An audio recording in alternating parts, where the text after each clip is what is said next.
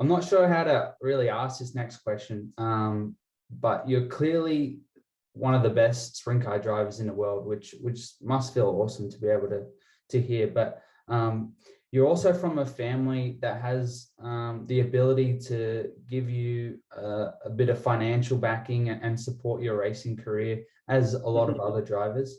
But with that, some people could look at you as, just a spoiled rich kid that gets to go race whatever car he wants.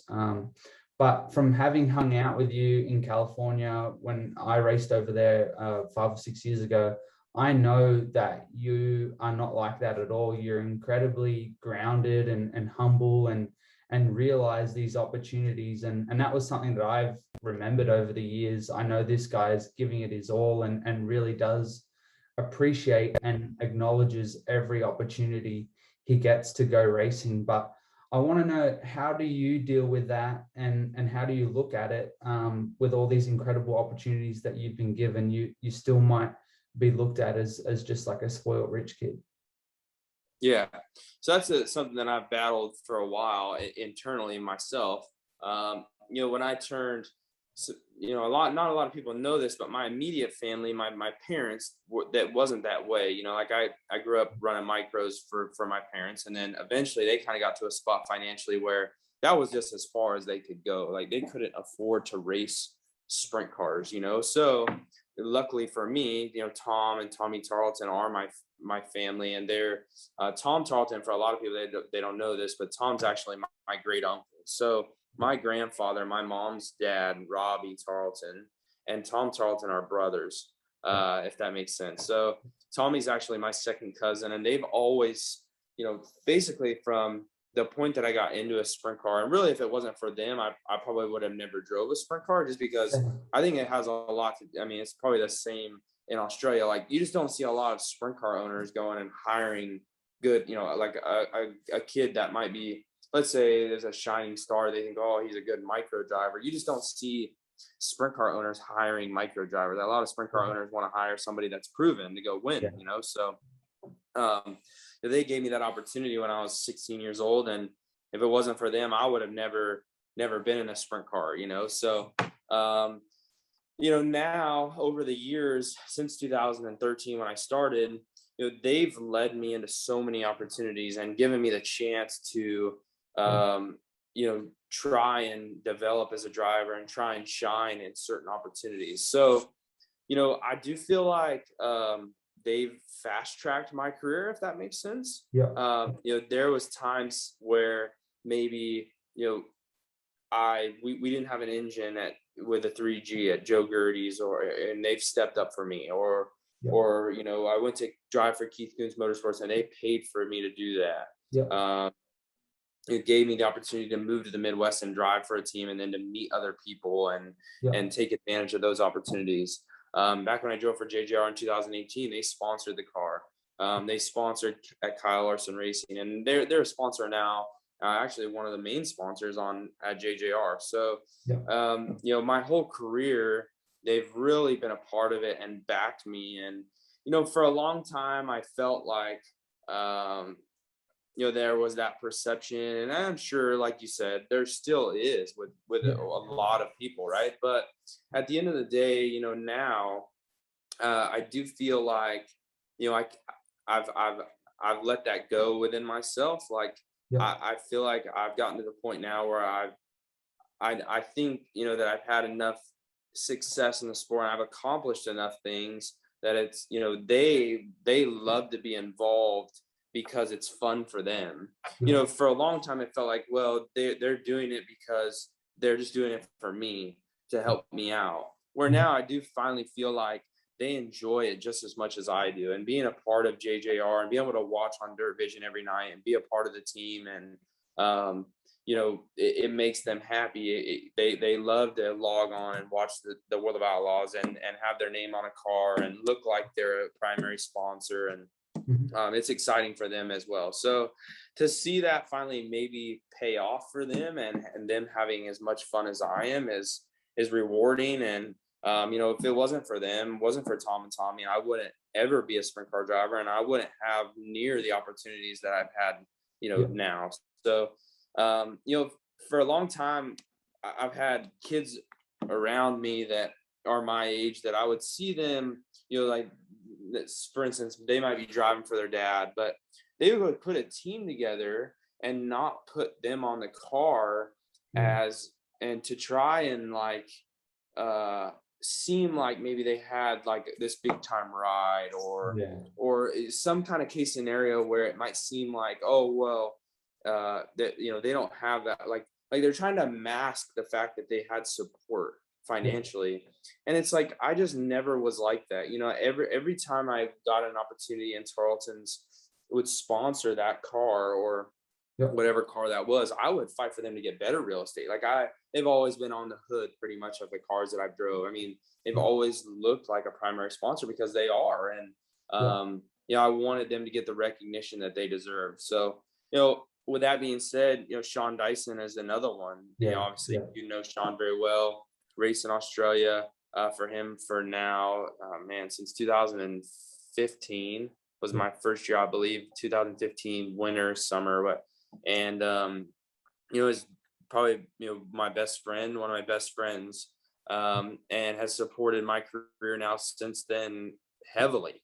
um so, you know, it's a relationship that would go on regardless of support, in sprint car racing. And I think that, you know, my time that I spend with Sean and his family, Felicity and Peyton and Cruz, like they've become family to me. And Yeah. you know, a lot of people have even roped Sean and Felicity into that.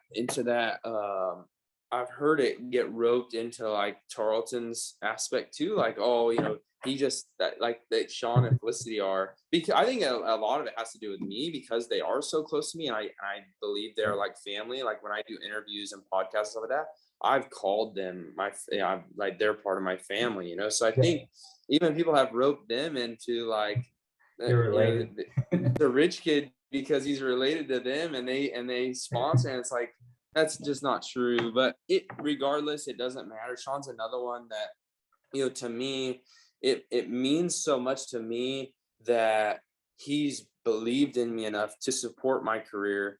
And, you know, it's not a secret. When I started driving for Sean, I wasn't World of Outlaw driver Carson Macedo. Like I was just a local racer in the Midwest Yeah. that hadn't accomplished anything hardly at all, you know. Yeah. And um and he was, you know, at that point when I wasn't winning and I wasn't doing nearly as well, and I wasn't driving very good, you know, as good of cars at that point, whether it be like hopping around ride to ride, or, you know, he still believed in me and supported me in those days when not a lot of other people did, you know. Yeah. So that means a lot to me. And the fact that he could see that in me, you know, is something I'll forever be grateful for. And, you know, I had conversations with him about this recently. Like, you know, when you get to the World of Outlaws in this point, there's a lot of people that jump in and get involved, but the people that you always remember and that you hold close to your heart and in your inner circle that are truly your best friends Yeah. are a lot of the ones that were involved when nobody else was, you know. So Yeah. that was Sean Dyson for me,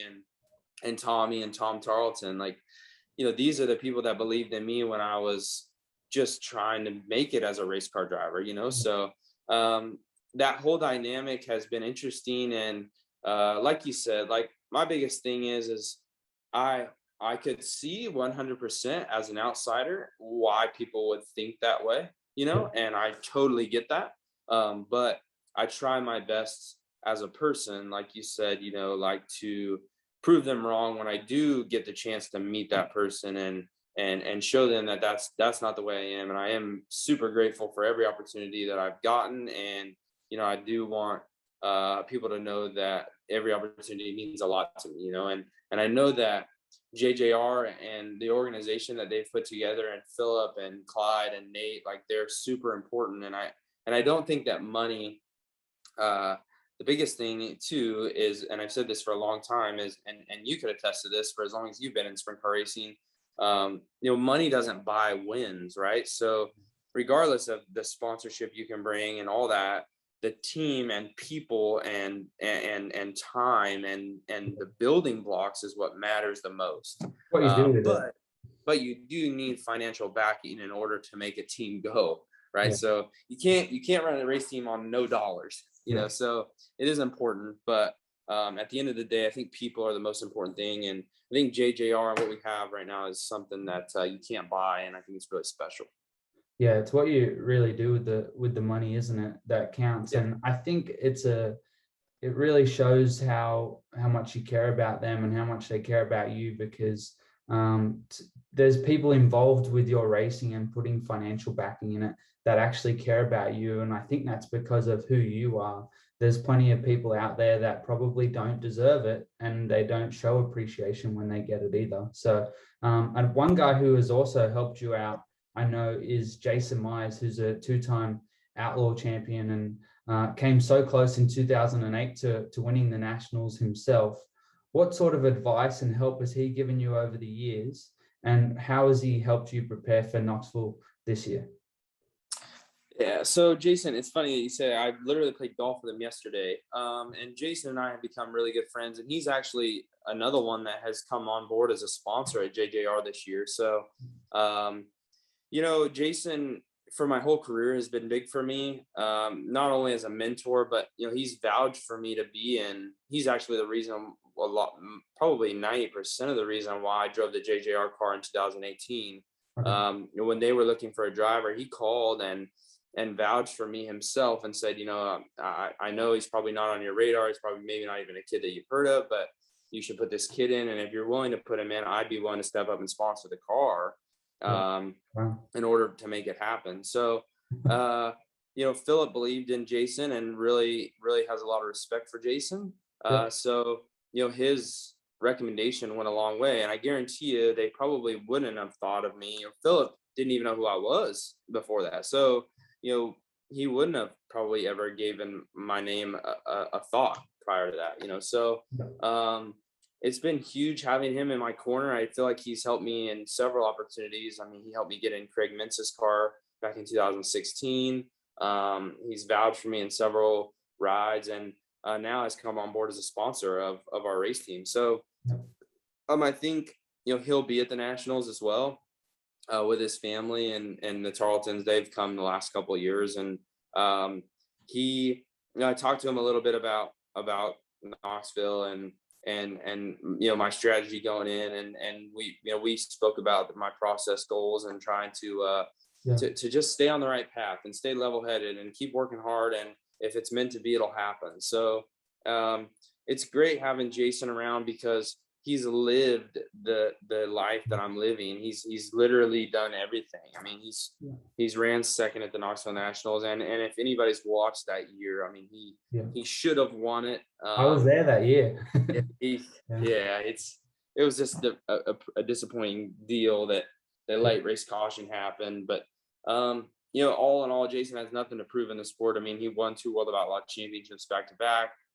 He's an incredible racer, and he's been a huge mentor to me. So I'm looking forward to having him there at Knoxville. I do think he's an asset for our race team and for me as a driver. And I think that he'll hopefully have a good time with the week. And I think I will too.